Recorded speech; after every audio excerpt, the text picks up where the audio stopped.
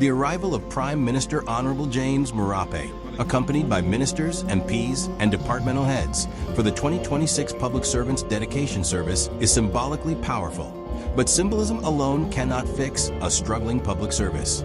The launching and dedication of annual operational plans should mark a turning point for performance, accountability, and service delivery.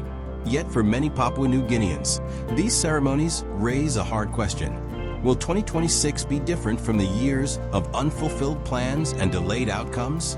Public servants are the backbone of government, but morale remains low due to late salaries, unpaid entitlements, poor working conditions, and weak leadership accountability.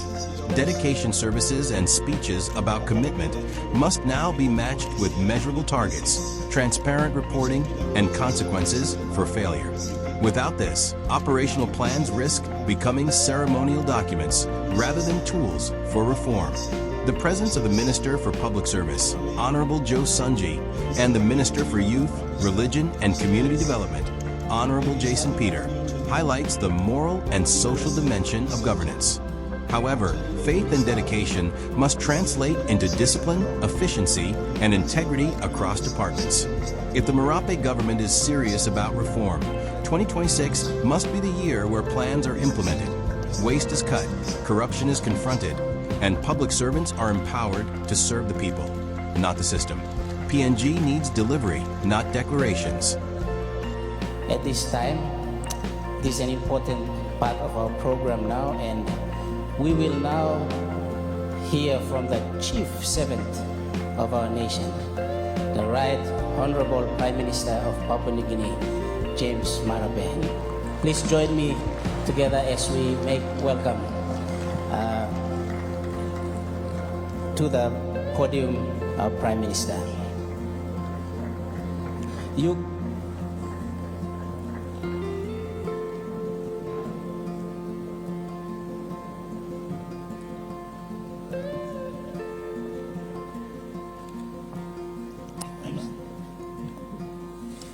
All right, thank you very much. You may all be seated if you've done enough stretching and standing up, but please, our work remains much, and you don't have to stand up and sit down for me. See me as another compatriot in the business of doing work for our country.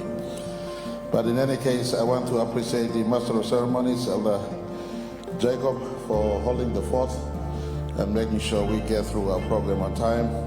Our two language interpreters, thank you for addressing those who are out there. Ms. Anna Thomas, and of course, Ms. Francisca Sem. And I want to appreciate all who are here. Thank you for those who showed up on time. And thank you, each and every one of you who are here and those who are tuning in far and wide, right throughout our country. Of course, those who are watching by uplink overseas, I want to say that it's certainly an important occasion in our national calendar as we get to work. I want to appreciate all ministers of state who are here, our host minister, Minister Jason Peter, as well as the co-host, Minister, the Honorable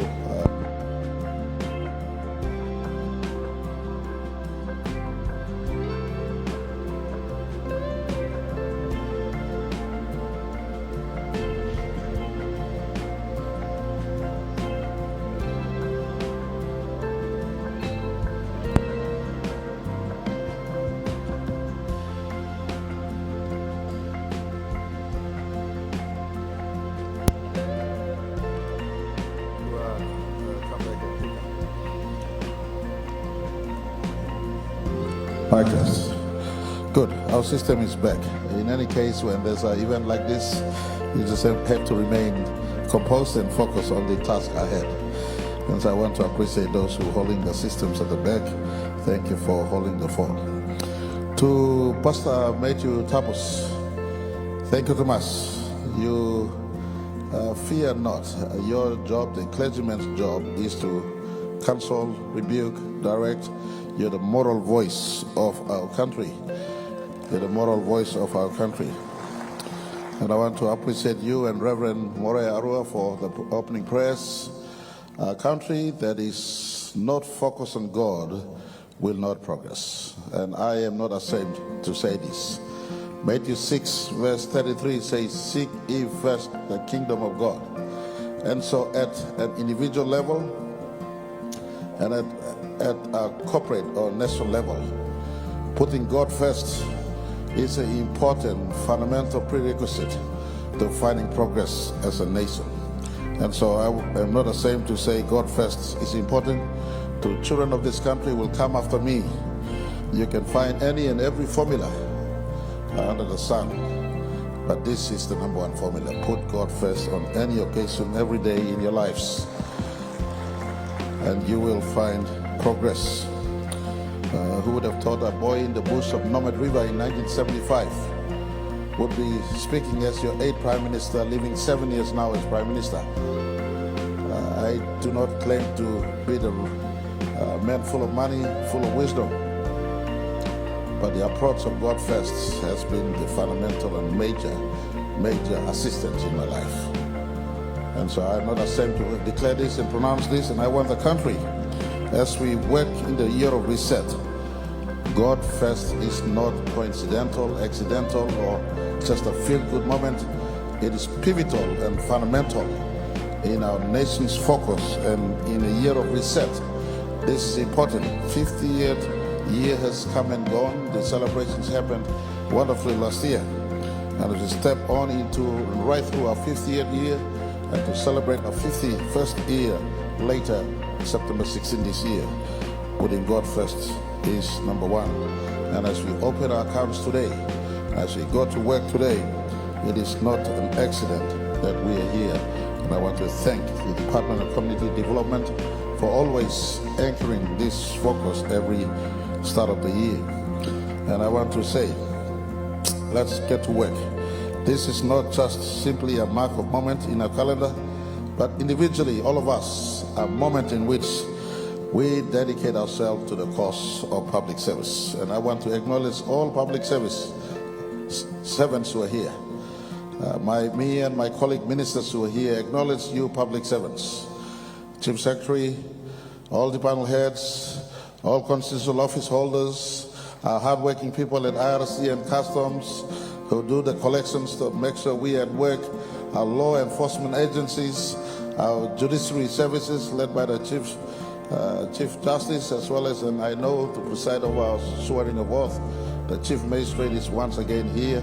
To all public servants right across our country, if I have never acknowledged you in the last 6 years I've been Prime Minister, let me say today is the moment I acknowledge you. Thank you very much. Thank you, Bada Area, Bigla, thank you through. Long work by you work in the last 50 years, you may whole country coming up. Of course, amidst the many good apples, there are 1 or 2 rotten apples. It is the business of, it is the system that must pick those who are rotten amongst us and throw them out. And I want to start off with a scripture, Luke 12:48. To whom much is given, much is required. To whom much is given, much is required. This is a scripture inserted to complement my speech by my office. And I want to add on a couple of additional scriptures that come to my mind. Look at the analogy of the story of the talents. To some, 5 was given. It's Matthew 25, the parable of Matthew 25. To some, 2 was given. To some, 1 was given. So the 5 returns 5, 100% effort. 2 returns 2, 100% effort. The 1 returns 0, except the 1 given at 0% effort. Now the curse went to the one who received 1, who did no work at all. He or she thought that his position in life was insignificant, tucked away in the entire strata of the public service bureaucracy. And so he or she never went to work. The harsher the penalty was on the list, who never put his talent to work. The other analogy or story of the parable is recorded in Luke chapter 19, if I'm not wrong. A master discharges 10 each to everyone. 10 denarii, the scripture says. The 10 denarii were given one cluster of people, where the master came and said, you gave me 10, I return 10 to you. Sir. The other one said, sir, sorry, I tried my best, but I returned 5 to you. And the other one said, sorry, you gave me 10, but I didn't use it, and I just had the 10 to give back to you. The master said, take, if you look at Luke, I think it's 19 verses 26, summarizes it. Take from the list, to all managers here, all the Bible heads, go back and read Luke 19. Start in verse 12 to 26. You have fundamental management principles in it. Every one of us are given task. And to those, it says, to those who do not work. Interestingly, in this analogy in Luke, take, it says, don't give it to the 5 who return 5, return 50% effort. It says, give it to the one who return 10. It says, to those who do not work, whatever you do will be taken out from you. Give it to the most productive. The master, for us in this case, the master is God and our people. They expect every one of us to return 100% productivity to the time that we are living and engaging. Am I right? 100% productivity. And talk about time, I want to draw this to the conclusion, but I'll ask all of you to do a little bit of calculation. How many hours in a day, in Monday to Friday, you at work? How many hours in a day? Please, let's pick up your calculators or pick up your mind. And I was sitting there scribbling. For those who capture photos of me thinking that I'm fiddling with my phone, I'm doing work all the time on my phone, listening at the same time. I try to be multitask. In case you didn't see when Pastor Tapus was saying, and I was doing calculations, but I was clapping at the same time, knowing exactly what he was saying. So pick up your phone and let's calculate how many hours in a day we deploy to work. I've done my calculations, I'll use my memory. What time, Public Service Secretary Sanson, what time you expect your public servants to go to work? 8:06 or 7:45? You and me were compatriots in the public service, so we know the general. 7:45. So we do 7:45 to 12 o'clock. Condition President, you at lunch, you Monty, you are married, you must guy. So 7:45 to 12 o'clock, how many minutes? How many minutes? You're calculating. 4 hours, 15 minutes. So 4 times 60 how much? 4 times 60 32. 320 minutes, correct? Plus 15 and 300 and... Someone do the calculation. I've never been a good mathematics student, so I confess this. How much hour for the first half of the day? How much minutes? Well, to save all you from calculating, I'll do from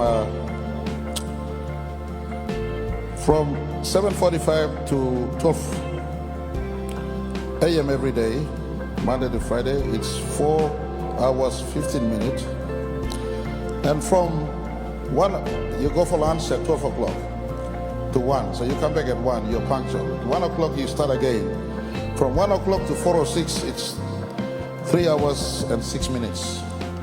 So in a day, you're giving 7 hours and 21 minutes in the 24 hours God has gifted you every weekday, work day. 7 hours and 21 minutes is the minute you're giving to work in the 24 hours. It tells me, this statistics tells me, majority of time is for me to use to sleep, to chat, to do other things. Only a quarter of the time is really, a third of the time is really used to be at work in a day. Now hold your calculators now, all of you, it gets more interesting. How many days in a year? 365 days in a year. To all of you at PAU and church, you are excused. I'm talking to the public service. You work more time hours than all of us. 365 days in a year. Let's do your calculations. And I've added on. I sat there and I asked my office when I was sitting there, how many public holidays we have this year? And so she tells me 10 public holidays, 10 days public holidays, the Independence Day, the Marape Memorial Day, the Boxing Day, the Christmas, and of course the New Year, the Remembrance Day, 10 of them. So you throw in 10 holidays, public holidays, and the 102 days total, or 2 days a week. 2 days a week equals to how many days a year we're not working in a week for public servants. Someone please do the quick calculations. How many days? 104. Minister Chasenko, no wonder why you're a foreign minister. You're good in bed, so I can say this. So 104 days in a year out of the 365 days is holiday already for us. We're not at work. A good public servant will tell you it's weekend, my own business, my own day. I don't go to work. Then you throw in the 10 days on top.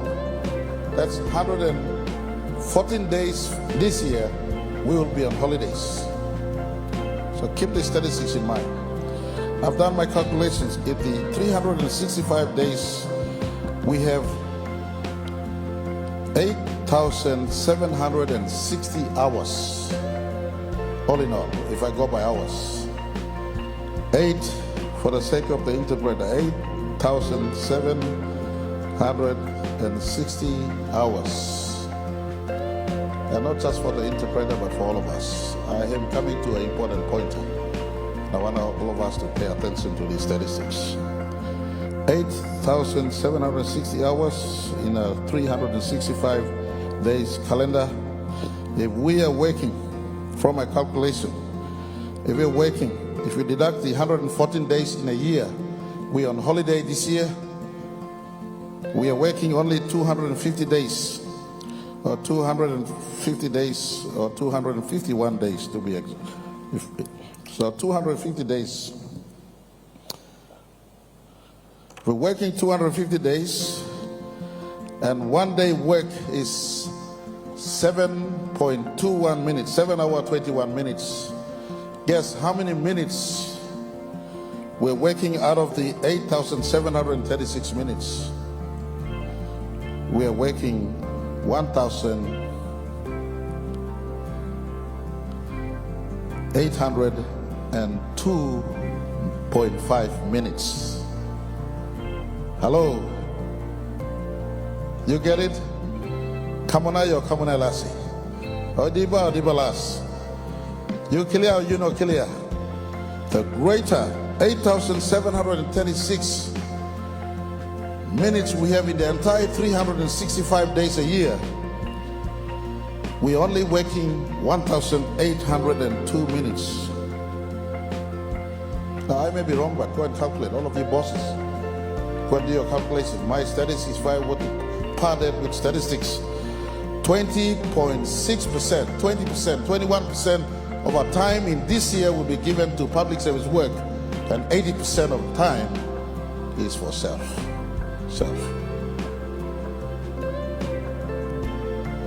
Have you realized the statistics before?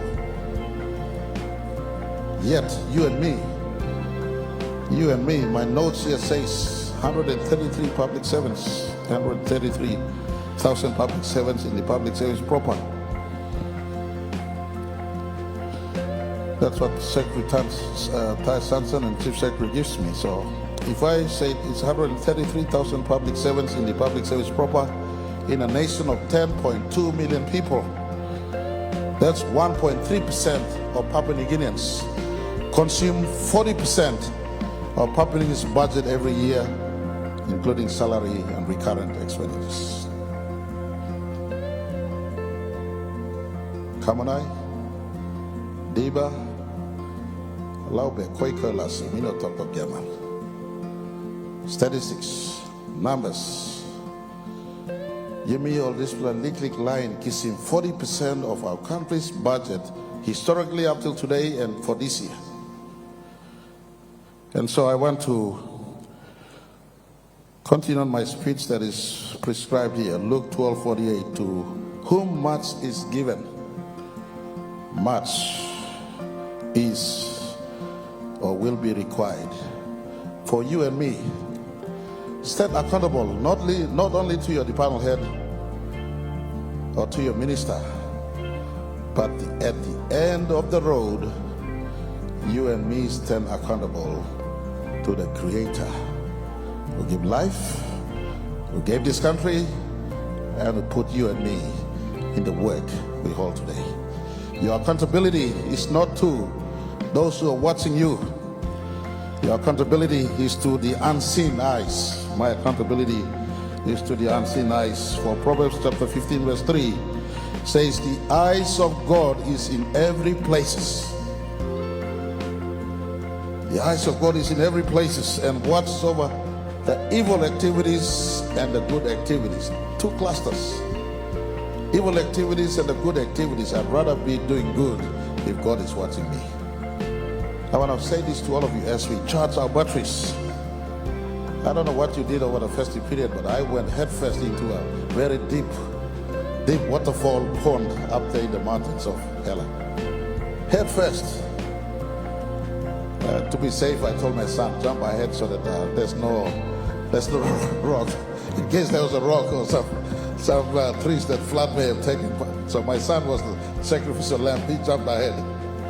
And I told him, to be safe, you jump leg first down. So he did. He jumped, and I had my daughter to see also jump earlier, and my last son. So 3 of my children jumped to clear the area, and I went head first.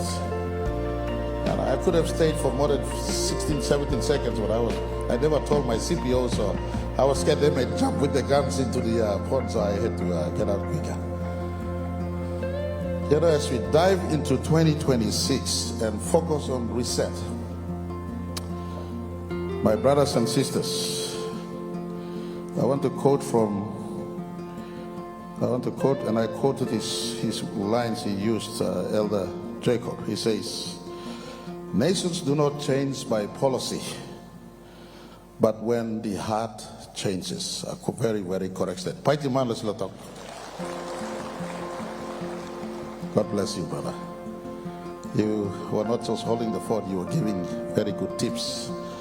Nations do not change by policy or even by law, but when each of us, from wherever you sit in the structure of government, when our heart changes and put our people first, then the country will change.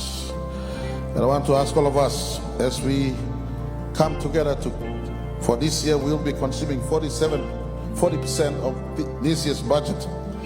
It demands all of us to relook and evaluate our own performance and where we will contribute to the big picture to make sure our country progress. Efficiency is not optional but a must. Accountability is not negotiable but our core duty. And delivery to what is expected of us is our bare minimum expectations. Delivery. Each of you by now would have contemplated what you have delivered last year. To the annual operating plans we launched last year, each of you now, from those who were given 1 talent, or those who were given 2 talents, or those of us who were given 10 talents or 5 talents, by now you would have honestly taken stock of what you have delivered last year as we contemplate and rededicate ourselves to the annual operating plans for 2026. Colleagues, we have produced plans and strategies and frameworks and plans for reforms. But our people are no longer asking for our intentions. Rather, they're demanding results, and rightfully so. In a land where unemployment remains huge, in a land where connectivity with our people, whether ICT connectivity or infrastructure connectivity or service delivery connectivity remains lackluster and a little bit behind, our people, rightfully so, demands results. And for us, consuming 40% of our country's budget in terms of salary and upkeep, belonging to this very, very minority, elite, 1.3% of our country's population, you and me have a greater responsibility to deliver to our people. The government will no longer be measured, and government means all of us, the public service and government, will no longer be measured by the monies that we are spending, but actually the actual delivery of services to our people, what is delivered on the ground. This year is therefore not a year for me or ministers, all of us to explain to each other. We must execute with discipline and accountability to our people. 2026 must be a year as we reset. We must also deliver. Continually safeguarding our economy, continually improving efficiency in our public service system, and translating government will and our laws and policies to the improvement of our people's life is our core responsibility. Remaining focused on fiscal discipline and repairing our economy and our budget, maintaining efficiency in budget delivery, focuses remain on law and order, not just as a safeguard and social upkeep, but an economic priority, focusing on human capital development, expanding more on infrastructure and productive investments, and not fighting to spend on wastes, growing our non-resource sector of our economy, creating more jobs, especially on something very close to my heart where majority is, translating our people who are in subsistence agriculture into commercial agriculture, making sure SMEs are working, shifting to manufacturing, tourism, and growing the informal sector. Some of you know that this year we have not even increased our taxes. And I want to step back and say thank you to the Sam Coyne that has left, but Sam Loy and the team at IRC that remains at work, and David Toh and the team. Despite not an increase to tax last year, and even this year, they've made record collections last year, and this year we look forward to the record collections to grow simply by improving efficiency in the systems. And if there is any department chief secretary you need to look into and reward or say thank you, whether it's in housing policy or etc., then please, IRC and Customs are leading up front in systems efficiency. Let's look into them. To state enterprises, much work remains, but you have started, let's carry on. In this time, it is no excuse that power and water and other services remain on and off and coming behind. Let's step up the game in making sure that simple things like power, internet, and utilities are better served. Let's look at the way we all do business. Delivery and accountability in year 2026 is important. Plans, our total plan must deliver into actions. And I want to ask all of you, as you work, Reset 50 requires all of us to look into what we must do. There's simple things we can do. In the Reset 50 agenda, it talks about simple things. Some slow, quick wins that we must deliver. Example, fixing law and order, fixing power and digital access, income and tax relief to our people, ensuring health and education services are open for our people, economic reform and growing economy, labor mobility, accountability in the public finances. Simple things we can do, we must do, that doesn't involve much money. All of us must step up to do at the very earliest. As we work on the year of reset, I want to point to all of you the establishment of the National Monitoring and Coordinating Authority. This is not creating job for someone who's looking for a job.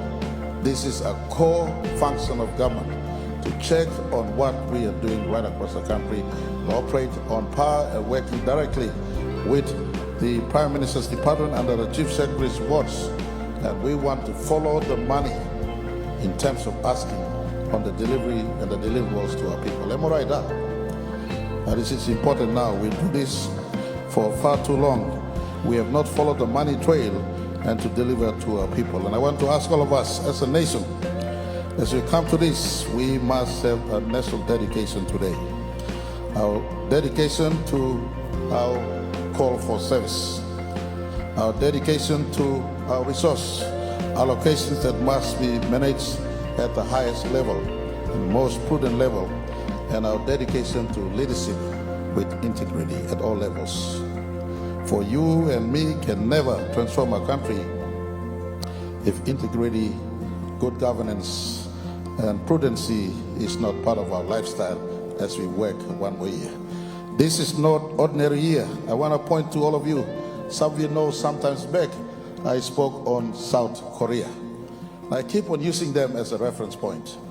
At 1953, they were ranked as the least developed country on the planet. 1953. South Korea, land that is only 4,000 square kilometers bigger than our own Western province. They are 102,000 square kilometers of land. Western province is 98,000 square kilometers of land.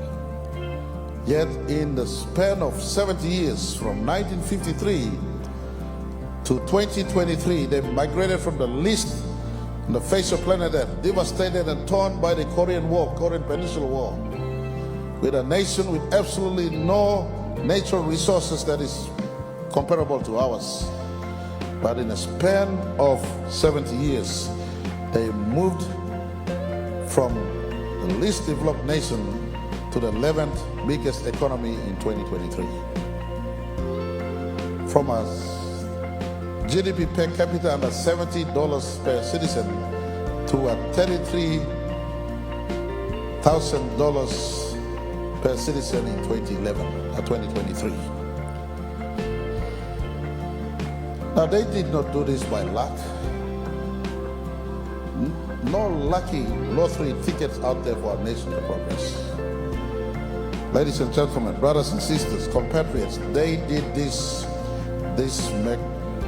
mammoth transition from poverty to affluence, arrived at the backdrop of hard work, determination, focus, commitment to task, everyone in the society. Today, you go to South Korea, the younger generation will vacate their place on a public transport to allow the older generation to sit on the public transport, simply as a mark of respect to the generation that changed Korea from poverty to affluence and abundance. You and me, when we are in retirement, will the younger generation give us this respect? Will the younger generation vacate their seats in a public place because you are now frail and weak, need assistance? Will they respect us? This is a question you ask today. The respect to you must not be forced, will never be forced, but will be earned by our work to our country when we are still in our youthfulness. Papa Sumare, last year I had the unpleasant task of burying Sir Julius Chain. In my words as Prime Minister, I buried 4 former Prime Ministers, including 2 who were pivotal in our nation's independence. The great Grand Chief Sir Michael Somare, we label him as father of our country, and rightfully so, our first Prime Minister, who was the tiger who made sure we became independent in 1975. And last year, I had the unpleasant task of burying Somare. Will we ever get them back to come and do the job? We will not. They are buried and rested from the weary work. The task is laid upon us. I point to us, especially, and I want to make a special appeal to my generation. Those who were birthed before 1975, you are sitting here. You are listening in. Those who were birthed before 1975, the reason is simple. If I use 1975 as a cut-off mark for this appeal, if you are born at 1975, you are 50 years today. You'll be celebrating your 51st, just like the country is celebrating its 51st. The Public Service Management Act says you retire at 65. So you don't have much time left, I don't have much time left. 15 years is all we have. Or less than 15 years is all we have to the generation. I was born in my mom says 1971, my dad says 1970. So just to feel good as if I'm 1 year young, I believe my mom, because I tell my dad, you didn't labor to deliver me, my mom did.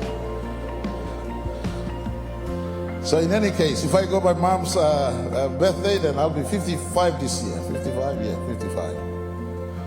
So I have, and for me it's even worse, because in the public office, elected office, I may be thrown out of office in 2027, so I'm time bound. I'm really time bound. I got 1 more year to do work. For you who were appointed, you have the general order that protects you to 15 more years. So people like me who were elected, I am time bound. I got only 1 year to go. So I got no time to waste. You are appointed, you have 15 more years. You had betted at 1975. If you betted earlier like me at 71 or 70, then you're even lesser. What's 55 minus 65? You got 10 more years to go before you retired. I ask this question to us: what is it that we must do for our country? What is it that we must all do for our country? It's a serious question that we ponder, because there'll be a time you and me are retired into society. Are we retiring into a better country that we have created? Or are we retiring into a country that we have destroyed through our complacency, or possibly corruption, or no-care attitude? I want you all to expand the scope of your horizon to not just the fortnightly salary, but to your lifetime and your children's lifetime if Jesus doesn't come, because they will be living in this country. Let's focus on the bigger things you and me can do for our country than our fortnightly income. Fortnightly income is ex gratia. It's the country's appreciation of your employment. But your calling is bigger than your fortnightly income. Your calling and my calling is to make transformation for our country. So in the next 15 years, my generation of Papua New Guineans will serve it. That generation, I don't know about you, but for those who birthed in Port Moresby, you may be okay.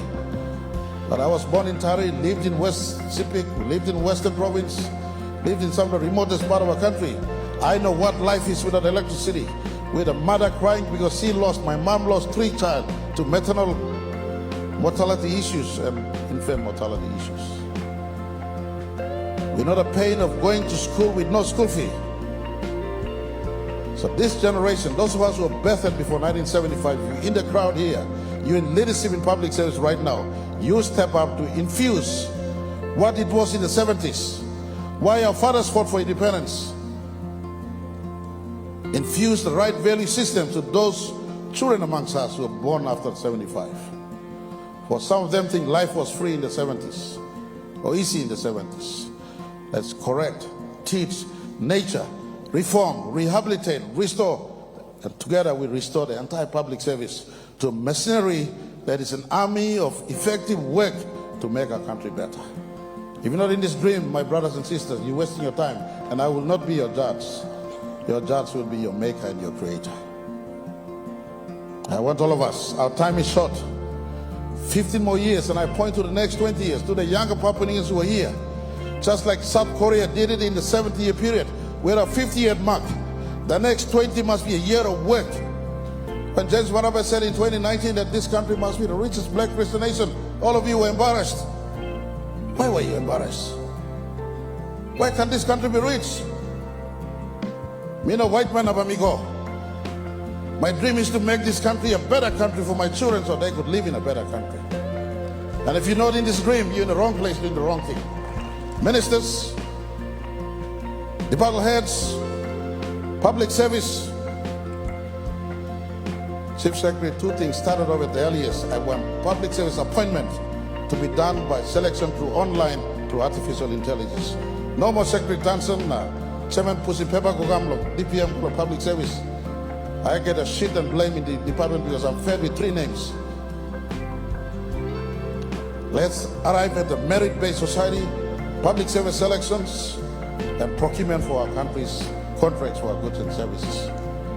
Let's fix ourselves quickly, at haste, this year, so that when we go to 27 elections, there are many who want to be Prime Minister. When they arrive in the office of Prime Minister, they have a better platform to sit on and do work for our country than the platform that I've inherited in 2019. And I want all of us to rise up to this occasion. Reset is not about public service. Who's the public service? It is condensed down to you and me as individuals. With us within. And I want to conclude.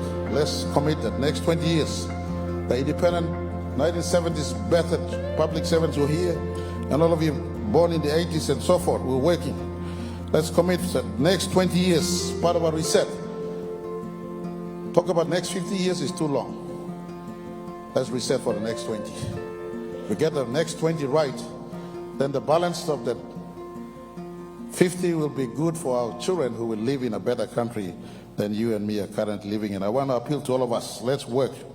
Reset from within first before I talk about the corporate reset. It's in every public service in our country. Reset. That small 20% of time you are giving to public service, let's do it better. Make maximum use of the 20% of time for the maximum productivity of people. And when our time in the public service is up, not me, but your Creator will say, well done, good and faithful servant. May God bless each and every one of you, wherever you are placed in our country. James Marape is not here forever. I like Pastor Tapu's analogy on the vehicle.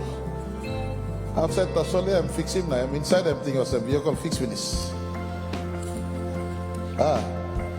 Engine room long country, engine room long stout or Carol Kori Papua New Guinea, and maybe your public service. It is not the cosmetic that matters. It is not the cosmetic that matters. It is not our dressing that matters. It's not our fancy English that matters. It is really our ethics. And from wherever you are placed in the structure of public service, for me as Prime Minister, I rank as the number 1 servant. My accountability is the greatest. And I know what I am doing. And I do my best. I commit wherever I've fallen short. And I'm not ashamed to admit that I'm only a human being. For the life that is left in me, I'll try to dedicate a greater part of it to the cause of our country than to my own self or to my family or to my tribe. And to all of you, let's commit to the country and not to your family or to yourself or to your tribe. Because the country, when it's healthy and prosperous, yourself, your family, and the tribe is healthy and prosperous. I want to say thank you for the work you do. If my statement comes out blunt, sometimes you need to speak like this, but deep inside, I love each and every one of you serving our country. Remain faithful in wherever you are placed. And hopefully together, the next 20 years, especially the young ones who are coming on, the next 20 years, your loyalty to God and to the country will make this country a better place. And for those who feel God has no place, I want to say again, I've seen evidence.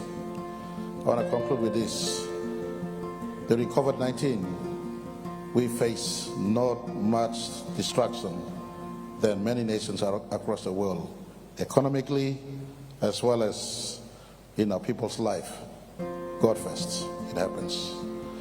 I saw in Octedi, when everyone thought Octedi will close in 2028, God first has now put Octedi to 2085, believe it or not. I've seen Gobe oil fields. You just ask Gobe oil fields. It was abandoned. They thought that oil field was depleted and not for production. Today, Gobe oil fields is producing again.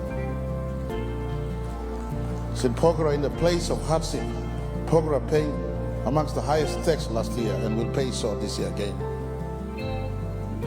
Who says God first doesn't work? God first does work. Put God first in your life, and collectively as a country, we will prosper. Thank you, Thomas. Thank you.